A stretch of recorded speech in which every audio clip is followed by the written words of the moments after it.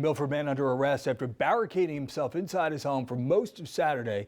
But police say this is just the latest incident in a long string of disturbances. As News 12 Connecticut Sean McCabe reports, neighbors say they've had enough.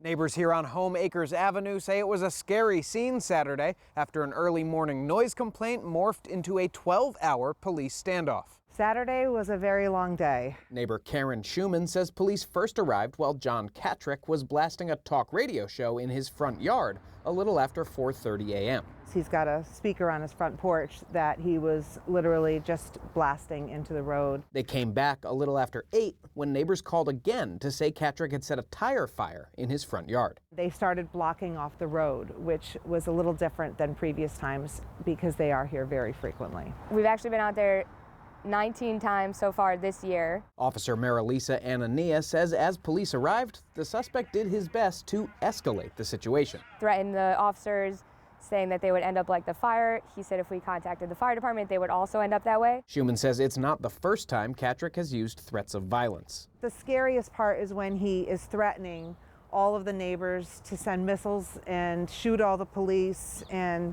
he's talked about not having enough body bags. You ought to have enough body bags. It's kind of scary to live around, especially when I'm home alone and I know that I'm the only one here. Like, he could do anything at any moment. Elizabeth Schumann says the disturbances have been going on for close to 12 years. There's a neighbor that has already moved because of him, and a lot of people already want to move because they have a lot of little kids. Katrick finally surrendered to police around 11 p.m. Officers say next steps will depend on the results of an emergency psych eval. We're going to go out there, we're going to do our job, but there are other resources in this that come into play that also have to help out. Sean McCabe, News 12 Connecticut.